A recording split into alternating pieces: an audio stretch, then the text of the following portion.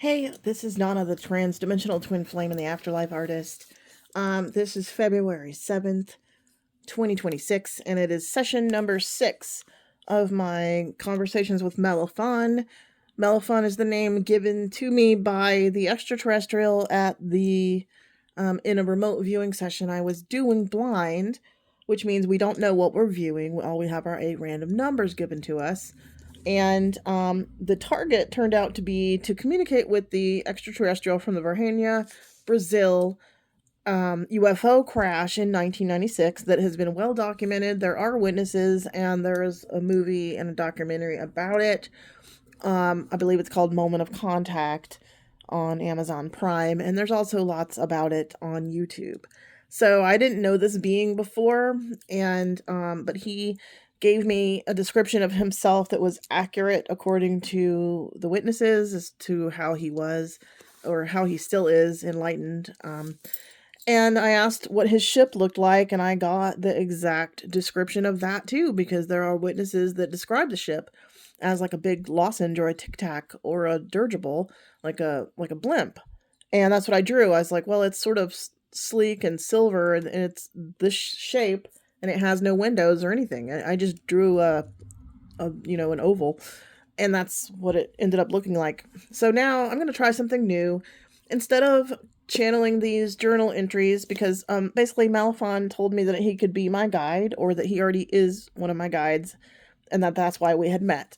So every morning he said if I would like advice from him about my life, to get in the habit of channeling with him and writing with him every day, and he would basically be teaching me at like school. So I've been trying to do that. I only met him, 6 days ago, or around there in my class, but I've been trying to take his advice because he is such a beautiful being, and I love hanging out with him. Yesterday, actually the day before, yesterday, I saw a green orb appear on the screen down here in the left hand corner. Turns out 2 times a green orb poked into the screen, and I wondered if it was some kind of lens flare from the lighting. There's a light over here behind me, back this way, but I don't think it was, because I couldn't recreate it. I was sitting here for about 15 minutes, and it never happened up until that moment at the end. And this being had told me that he would come visit me, because I did ask him. So he said he could energetically share himself with me, which, when that happens, they can show up as a light being or an orb or a likeness of themselves. I'm familiar with all of that because of my work with my twin flame, who transitioned across the veil 5 years ago. Now, today is February 7th, which is the 6th-year anniversary of the day that my twin flame and I actually officially got together and started dating, because I blurted out the fact that I loved him, and he made me repeat it. And then I was like, you really want me to repeat that? And he's like, yep. And so I did. And he's like, that's what I thought you said. And then he waited a minute, I guess, to make me squirm or to think. And he goes, that's what I thought you said. And I was like, well, is that bad? He's like, no, I was just shocked. It was shocking to hear it. And I love you too. So now the number 27, because of February 7th, is our number for I love you. His birthday is also on a 27 of a month. So, and I also woke up this morning on his birthday. His birthday is August 27th. And I woke up this morning and looked at my watch, and it was 8:27. And I had forgotten that it was going to be our anniversary, and he gave me a beautiful poem last night when I was channeling with him. And I was like, wow, that was really beautiful. He was basically writing a poem about all the things we used to talk about on the phone every night. And I guess it was like an anniversary gift, which I forgot that it was our anniversary today until it was after midnight. So happy anniversary, Chris. And I'm going to talk to Melafon now, and I'm just going to keep the camera rolling so I don't have to go read these journals later. I'm going to say out loud what he says, because I'm left-handed, so I'm going to be writing here. I don't know what it's going to look like on the video, but we'll see. The most important thing is that you hear the information, because it could be helpful for someone else. That's why I record these, because this is just life advice that works for anybody. I mean, it's already helped me with a lot of stuff. This is how my twin flame, Chris, in spirit, and my other guides in spirit help me. You can do automatic writing, or you can do this, which is not automatic. It's conscious. I am speaking to him and hearing him. You can do all kinds of things to get this information from the higher realms and your higher self. It's all accessible. You just have to open up and trust it, and then start a practice where you're tapping into your higher mind instead of your egoic mind. You're not going to be able to logic this. This is not imagining. You're not thinking. You're not trying. You're not really using your brain the same way that you have been, because the higher self is not the brain. It's the higher mind. It's not inside your head. There's a connection to it inside you, but the brain is not it. The ego mind is not it. Those are the lower human aspects, and they don't have the higher guidance that you're looking for, if you haven't noticed. So we're going to go talk to Melafon. And I'm going to draw a little connection between us. This is how I was taught. I don't believe I need to draw this connection, because Melafon gave me permission to always talk to him. But why not? Why not do it? So I'm going to be writing in the blue, and then Melafon's responses will be in the red. Good morning, Melafon.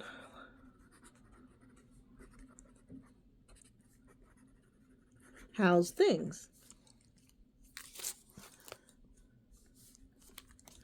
Also, was that you who came into the video the other day as a green orb?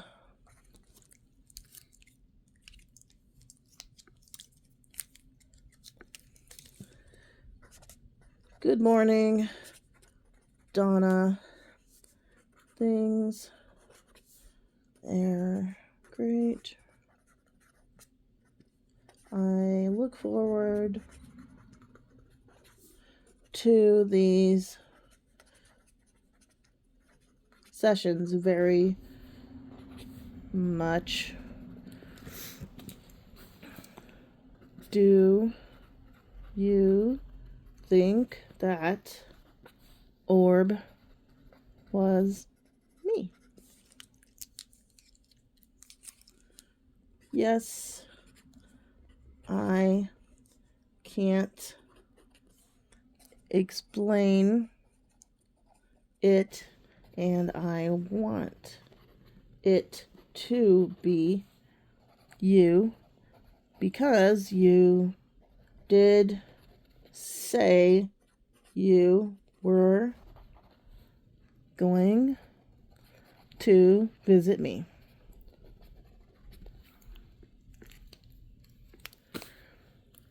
This is Melafon now.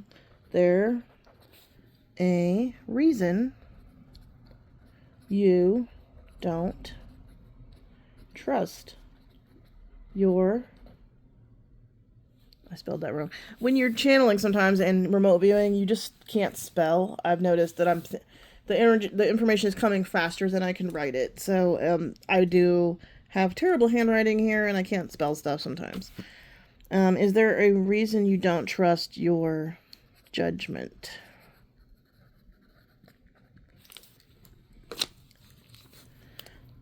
And here's me. I just want to be accurate in my understanding of our reality and not deluded. by my beliefs or desires. So basically, I'm telling him that I want the orb to be him, but I want it to be true. I don't want to make up a scenario where I'm like, look, I got an orb, and it turns out it's just lens flare. You know what I mean? So this is what Melafon says back. By now in your journey,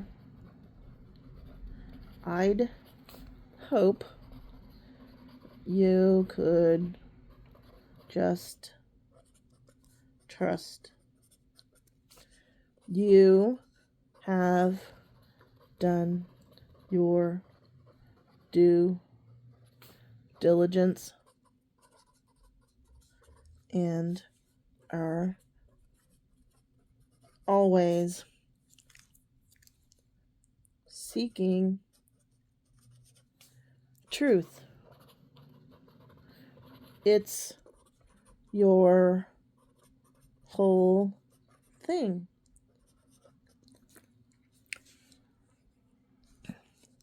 You investigated already. You couldn't get the orb, the green orb, back when you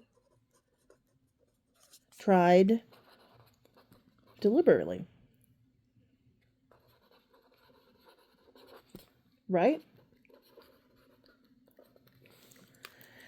Which is true.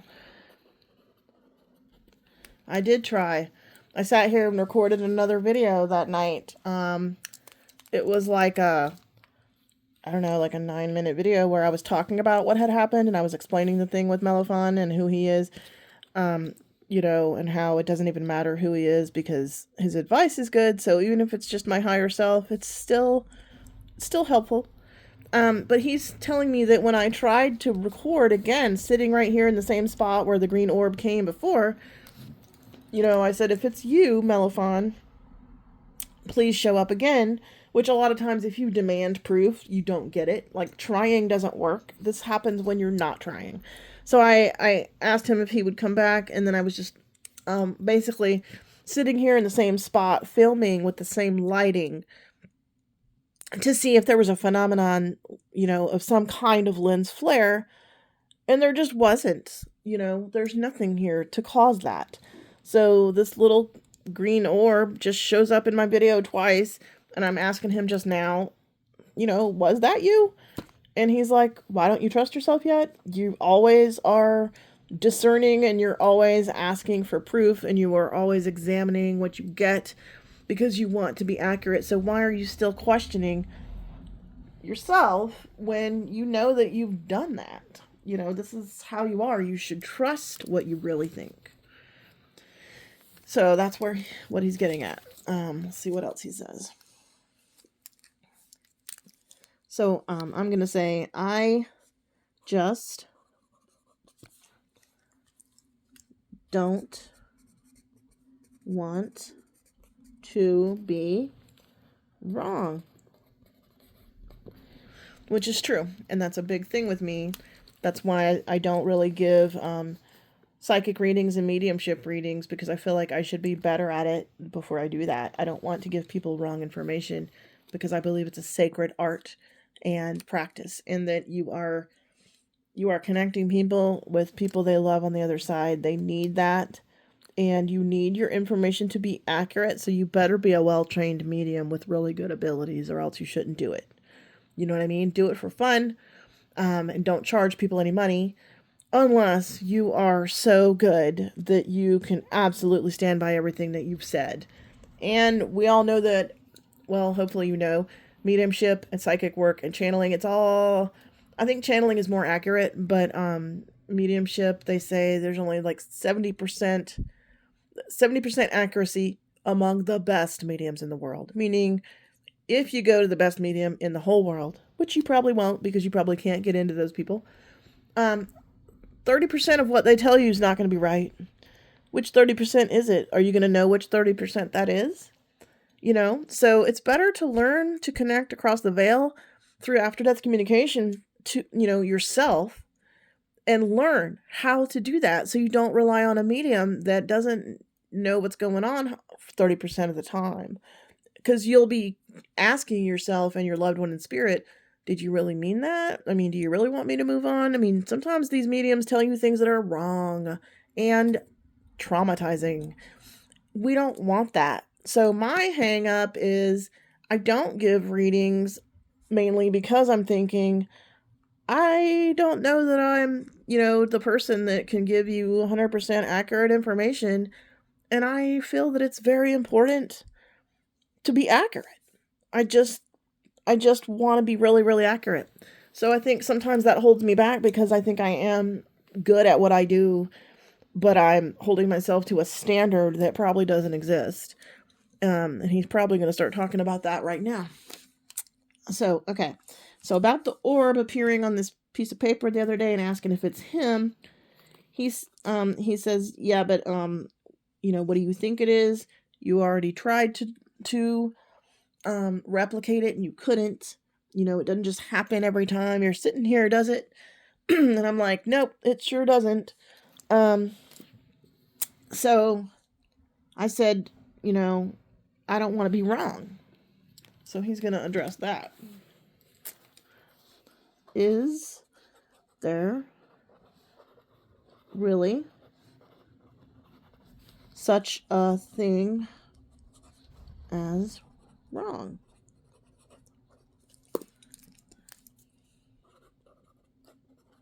So I say yes and no, because I do believe that. In a way, I believe everything is right because it happened. But some things there is an objective yes or no or accurate. Sometimes there's no right answer because everything is a valid choice and learning experience. But saying a green spot is an orb that is really an ET is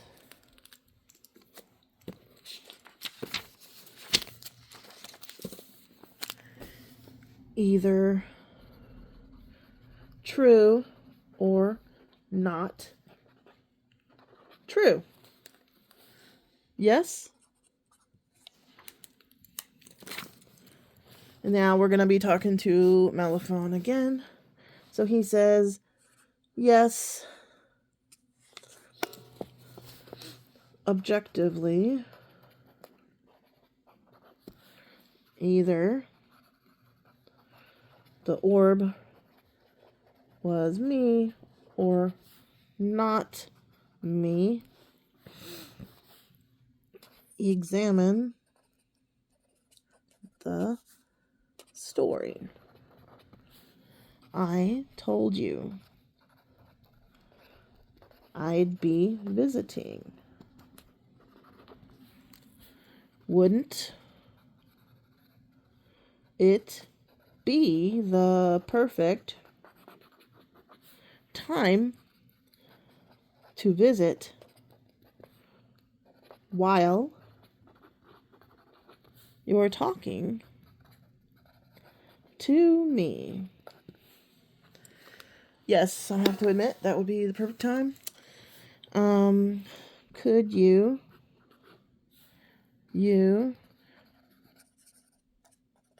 replicate the orb later?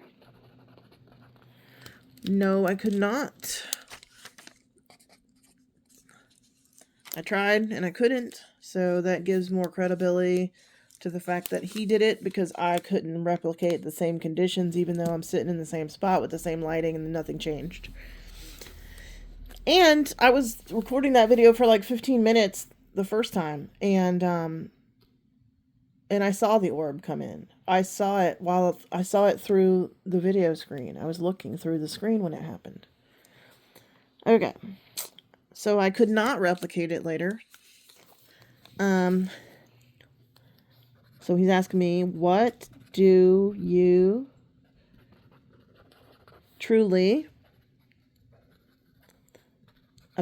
believe about this?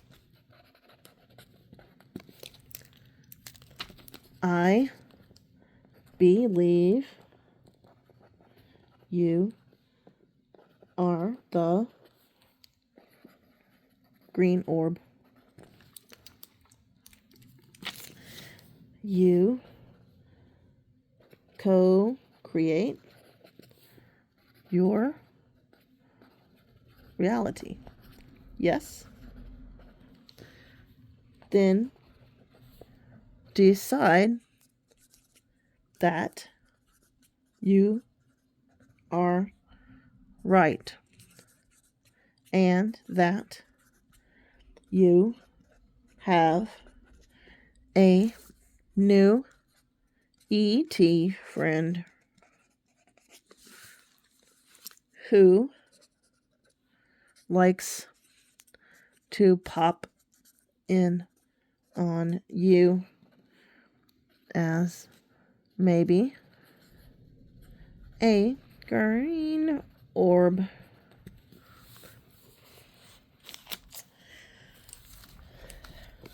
Also,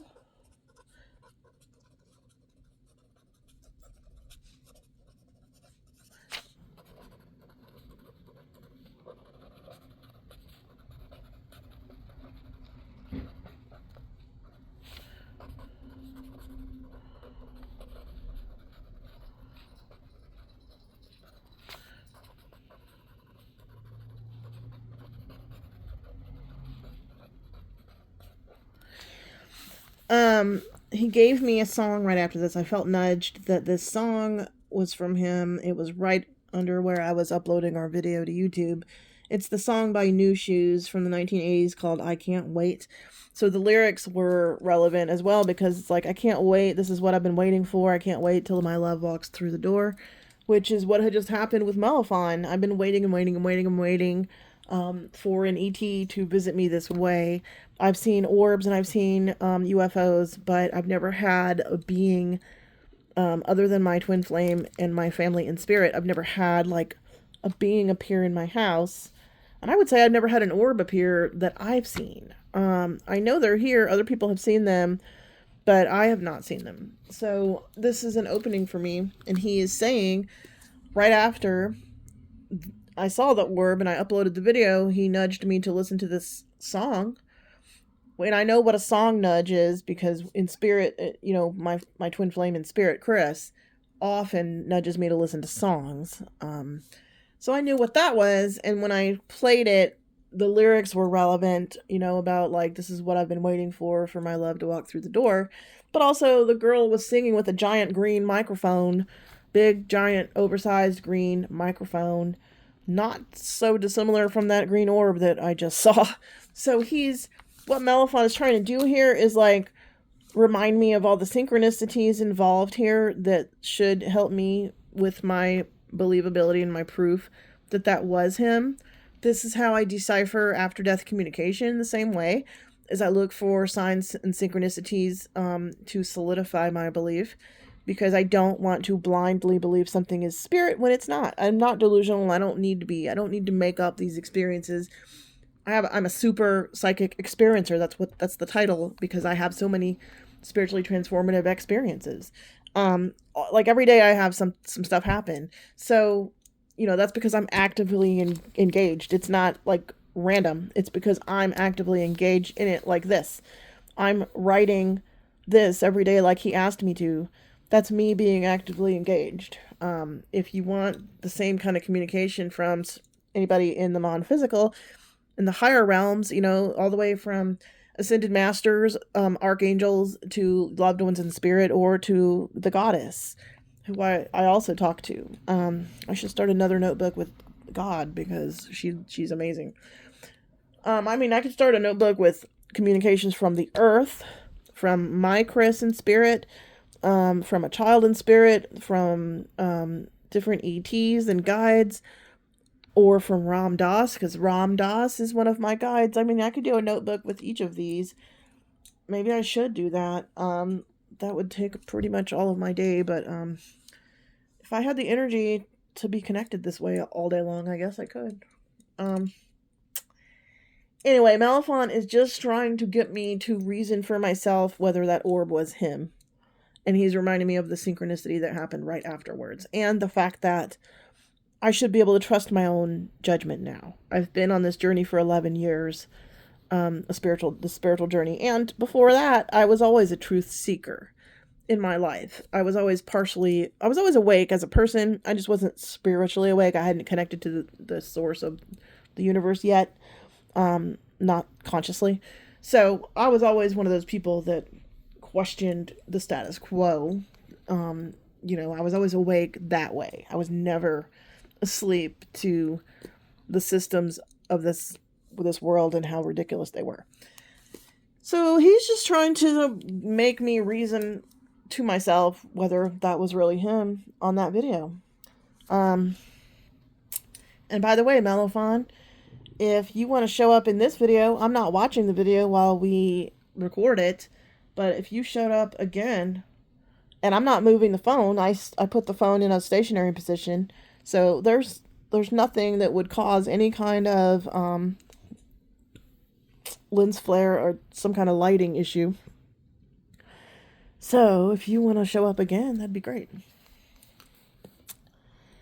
Okay, so he's just reminding me about that synchronicity about the song. All right. So he's going to continue.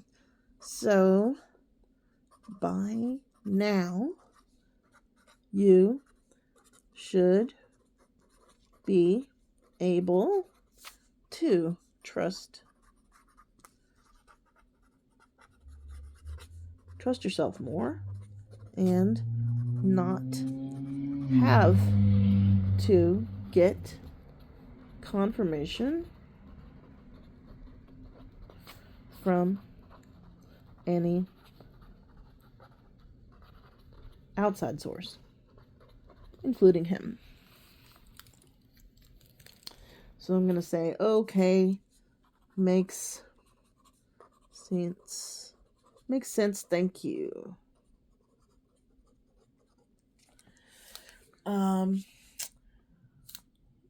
Now, I would like to talk a little bit about my twin flame, Chris. Actually, this is 28 minutes long. I'm going to stop this one, and I might do another one.